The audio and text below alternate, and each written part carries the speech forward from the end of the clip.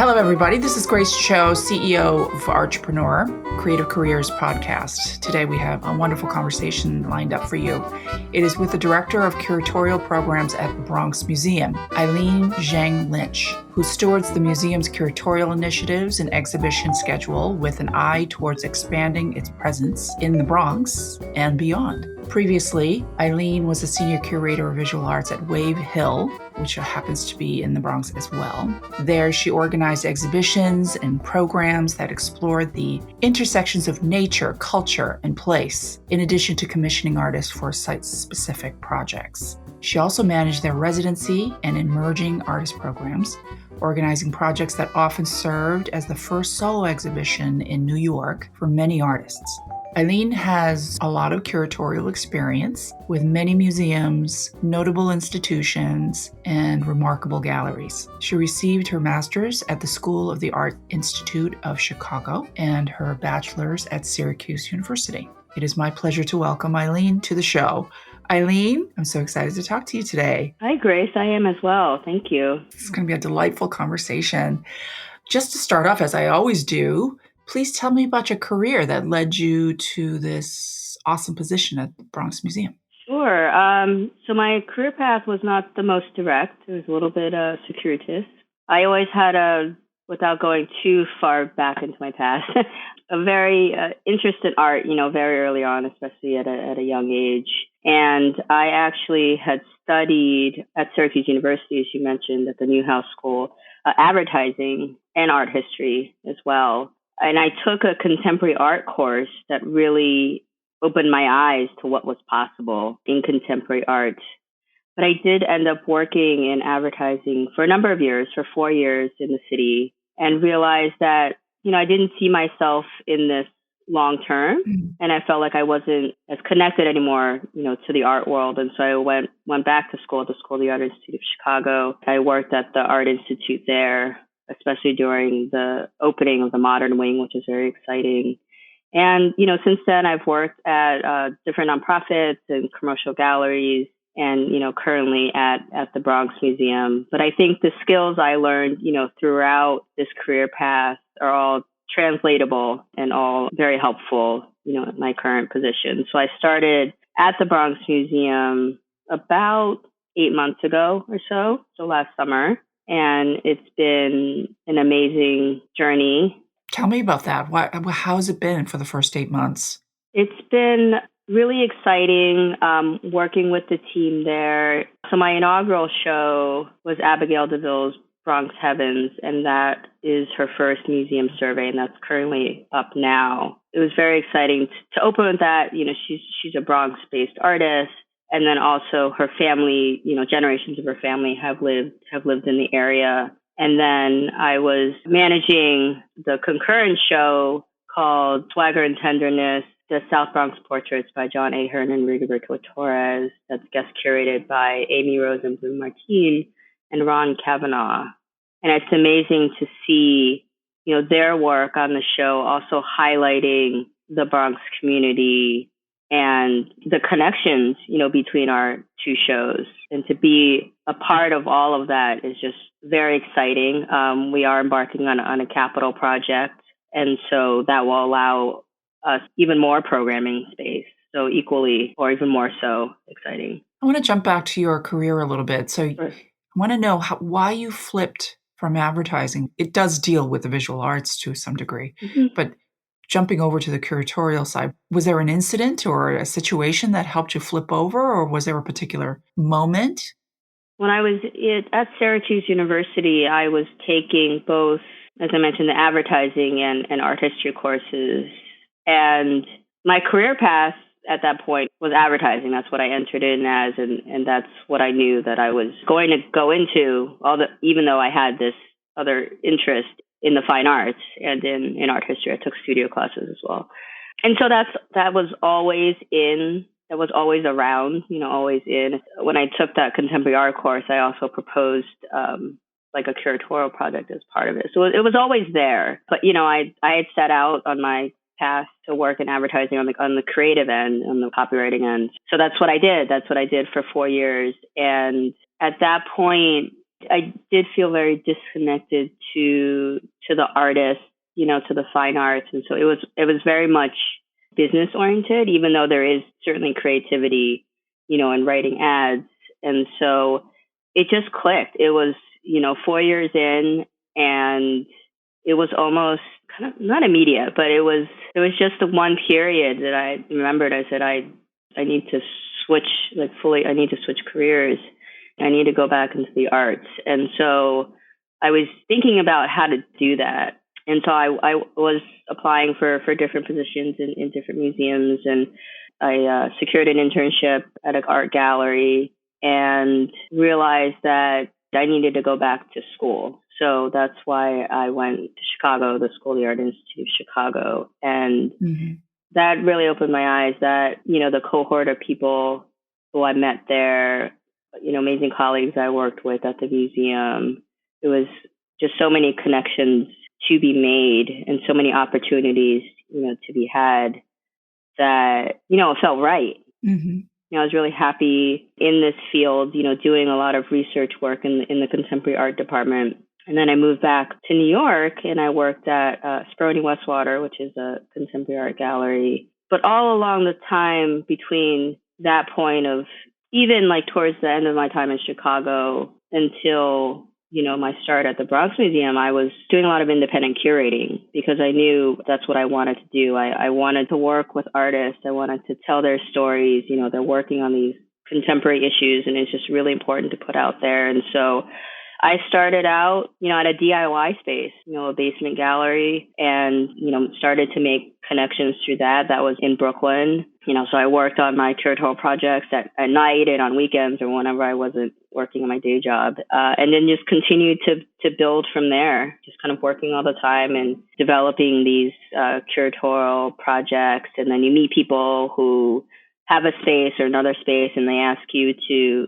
curate a project there. And so that's also going alongside of, my job at the gallery. And then I worked at RX Art, which is a nonprofit that commissions contemporary artists to put art in children's hospitals, which is amazing. And building, all the while, it's all connected. Like the art world is small, but it's all connected. And so I've developed a lot of relationships through my time, and then also, pursuing this curatorial path. And so my first full-time curatorial position was actually at Wave Hill. So my first full-time curatorial position was at Wave Hill. I was there for 5 years. Wave Hill is a public garden and cultural center in the northwest part of the Bronx, overlooking the Hudson River. It's a beautiful garden and cultural space. I worked with a lot of emerging artists and commissioning artists on site-specific place-based projects. So it was all really exciting. And I knew that, I always knew because I had been doing these independent projects, being in that role full-time was just a great shift. And then being in this current role, it's just really amazing to be able to shape what is happening and what will happen in the future. So to that point, as the director for the curatorial programs at the museum, the messages and the themes that you'll be focusing on or you are focusing on currently, are there particular ones that you have your eye on? A good question. In terms of messages and themes, you really want to think about presenting new perspectives, presenting, untold narratives, thinking about, underrepresented artists and the stories that they tell.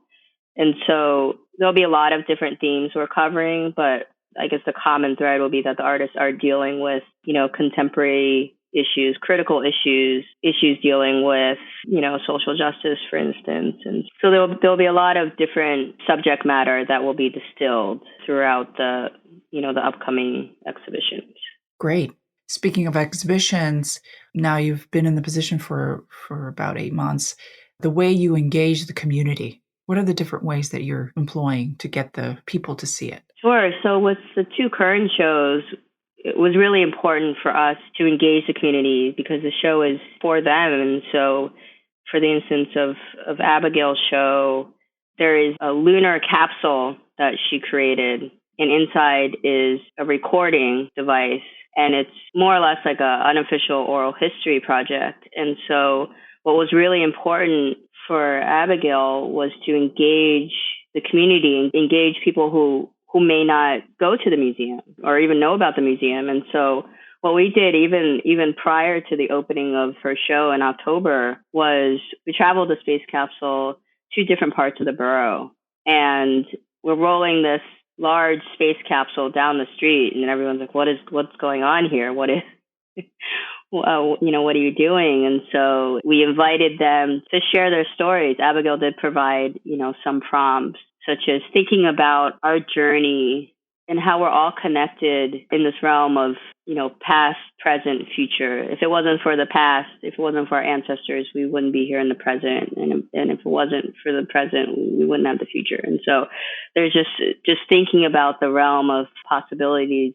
A lot of people came out as very intergenerational, kids and their parents and their grandparents came into the capsule and recorded their stories at an event, a family day that's organized by our Education and Public Engagement Department across the street at the Andrew Friedman Home. And then we took the capsule to the African Heritage Celebration and Festival down on 161. And so it was just amazing to have people participate and record their stories that wouldn't, necessarily be told out there. And there's actually another piece in the show.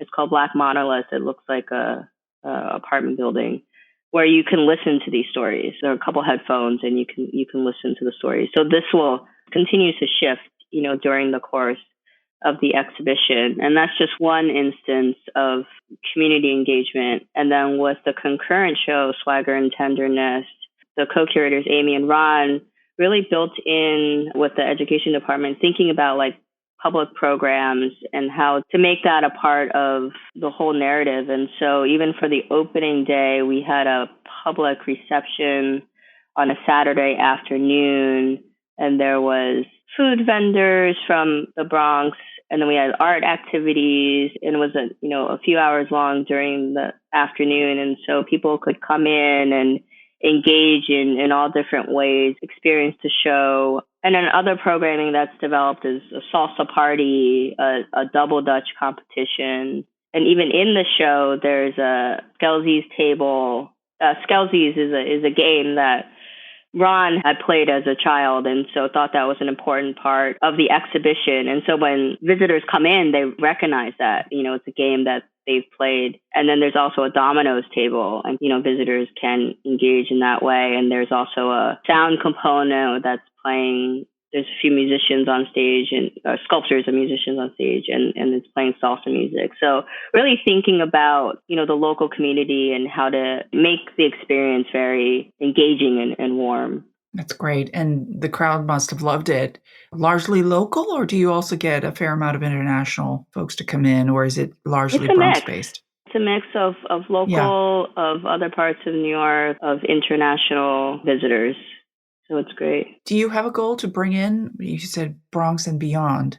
So how are you bringing in folks beyond Bronx? Sure. I think in terms of narratives, of exhibition themes, and even, the artists and the work that will be reflected in the exhibition is a way, to connect with people, not just locally, but throughout the city, throughout the U.S., and even, beyond internationally. And so I think artists in general are dealing with a lot of different, critical issues and themes in their work. And so I think in that sense, it can really draw in various audiences. And it depends on the overarching theme of the exhibition. But let's say like the themes or issues that they're dealing with could be local and they could be global. So I think there are different threads of connections that people can make. And I think that's the amazing part of art, that artists make something invisible visible, and then thinking about it can be very open-ended, and they welcome that. And so people, even if they look at something, everyone has different interpretations of it because they bring their own connection with it. They bring their own narratives. And so certainly the exhibitions will have different themes, but I think the content of the show, the artists who are represented, will draw in a wide range of audiences. I loved what you just said earlier, making the invisible visible. That's really great. Do you see the role of the curator shifting or evolving in any way? I do, and I see it shifting in many different ways. So I think there's been shifts where, people can wear multiple hats or have different roles. So there are curators, there are artists who are curators, artists who started their own space and, they're directing the program, and critics and writers who are curators. I think the line can be blurred. I remember actually when I was looking into different careers, both for undergrad and grad school, that, I picked up a book saying, careers in the arts or something. And they would explain what a curator does. And certainly, yes, a curator cares for the collection. If the museum has a collection, I think that book was very museum focused. And so curators in a museum, what do they do? But there's curators in museums, and in even the roles of that. So curators of the collection, curators of, exhibitions.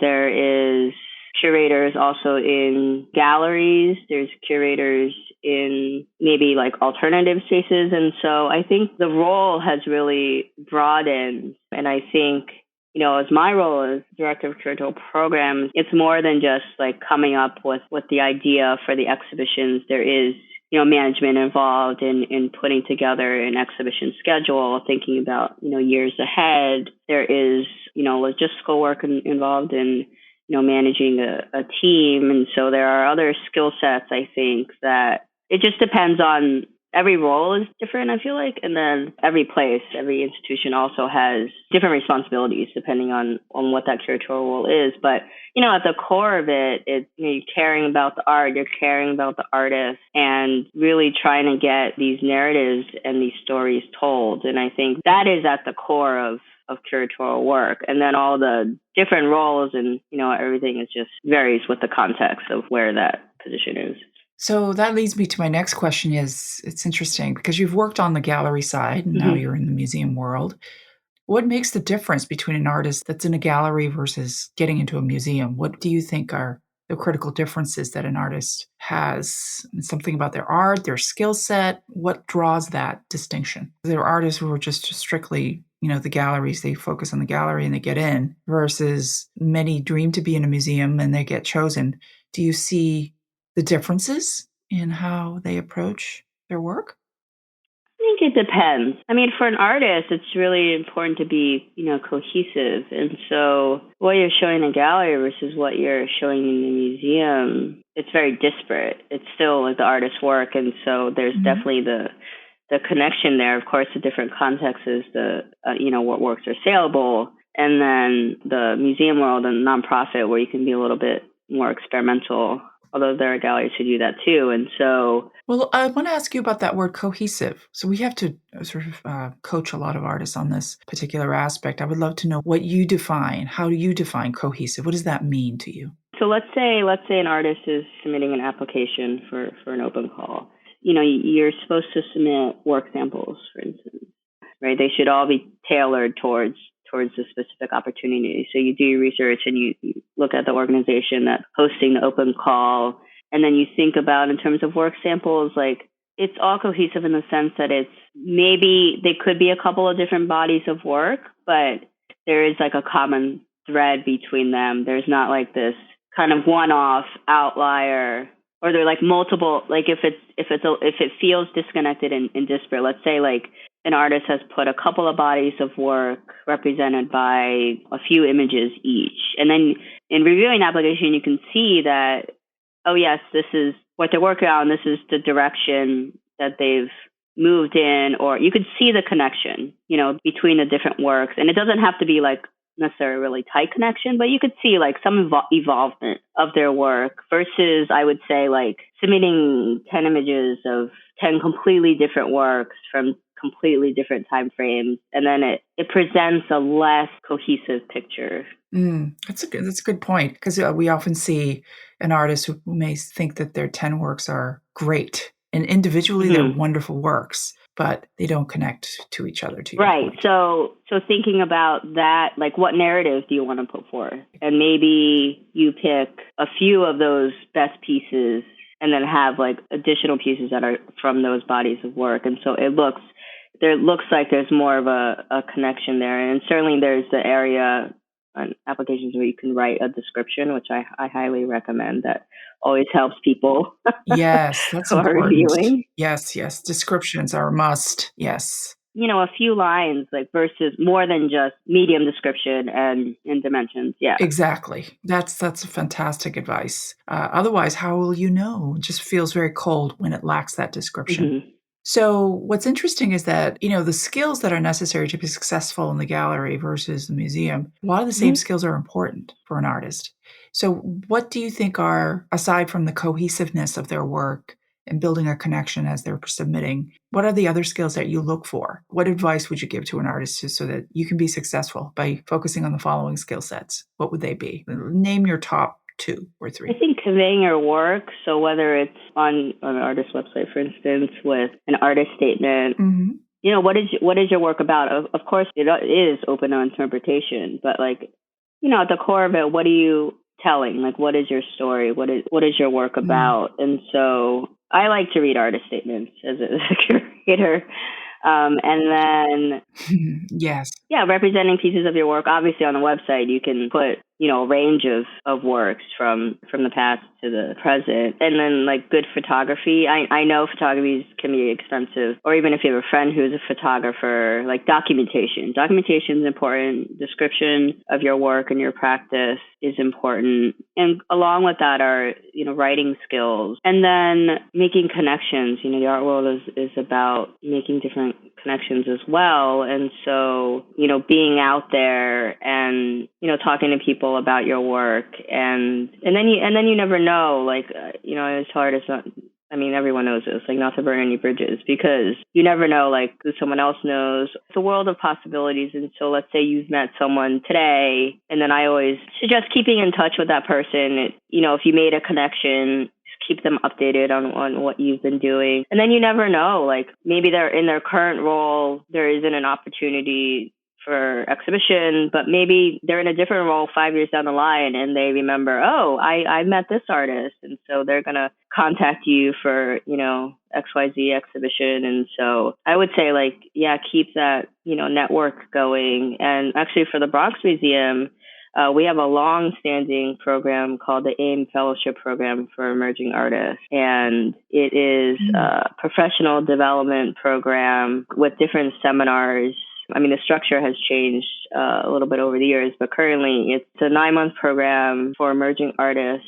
And it's broken down into 2 sessions, fall and spring. And there are seminars on these different sessions, like marketing, writing, artist statements. That's extraordinary. Does it have to be online or, in person, or is there a virtual version as well? It's in person. It's also about building a cohort and that relationship. And that's been pretty hard to do virtually. And so when you're in these sessions together as a group, it really helps kind of, develop relationships and nurture those relationships. So all the classes are Tuesday evenings in person at the museum. And then we ask artists that they are able to commit to that. There is a break in the summer to commit to that schedule.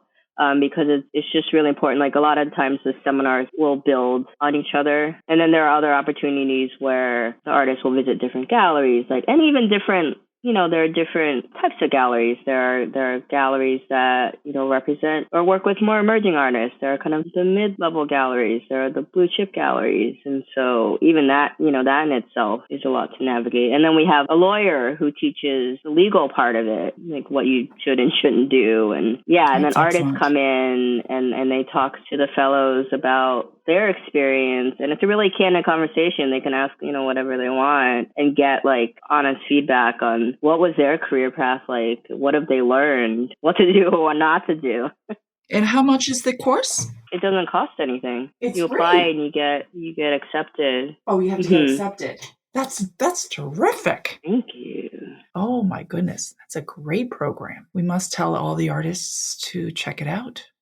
The last question I'd like to ask you is, tell us about the current exhibitions, Eileen. Sure. So Abigail DeVille Bronx Heavens, it's a survey exhibition of the artist's work and examines the myths and realities of local, familial, and ancestral histories and this convoluted notion of freedom. And so Abigail's work is very site-specific, and she does research and she thinks about the place where the show is taking place. And so for the Bronx, there is a part of the exhibition focused on her familial and ancestral histories because generations of her family, lived here. Her great-grandmother and grandmother migrated from the South as part of the Great Migration to Harlem and then settled in the Bronx. And so thinking about, the journeys that everyone has taken and thinking about how the Bronx has been a sanctuary for immigrant and migrant communities for a long time. And so for Abigail, the show really unearths these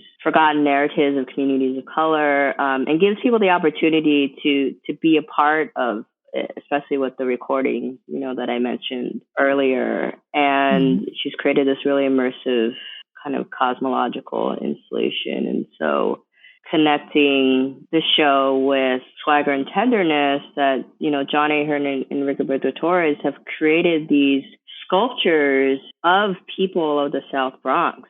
So it's about the community. It's about, they see themselves, they're portrayed in these sculptures, sometimes they're life size in terms of like whether they're freestanding sculptures or whether they're busts, like sculptural busts. And so the curators have really selected, they're very prolific and they've selected, 57 works for the exhibition. And then there are 3 public artworks that are also part of the exhibition, near the museum in the neighborhood. And so it really highlights the people because even without the people, without them being the models for these sculptures, there wouldn't be any artwork. And then also another part of the exhibition is kind of leveling the playing field with this exhibition really highlights the 43-year collaboration between John Ahern and Rigoberto Torres. Curators really wanted to level that up where, Rigoberto and John have been working together for 40 plus years. And it's important to kind of level that playing field. And so John moved to New York, moved to the city from Binghamton, and Rigoberto is based in the South Bronx. And Rigoberto was working at his uncle's statuary corporation and creating these like religious statues. And so John met Rigoberto when he was 17, and they had this collaboration ever since. And when they cast these models, they took it out to the street, and so they would have the community all around in their casting. There's a video showing the casting of people who wanted to be casted out in the open. And so it's kind of developing this trust too, this bond, and people could just see what was going on and really engaging them in that way. So Swagger and Tenderness is on view until April 30th. Abigail DeVille's exhibition has just been extended until June 18th. Well, thank you for that. This has been a really awesome conversation. And on behalf of the artists, on behalf of the community, thank you so much for the great work that you do at the museum. Thank you. I thank them and I thank you. We are very, very grateful. And we'll do this again. Sounds great.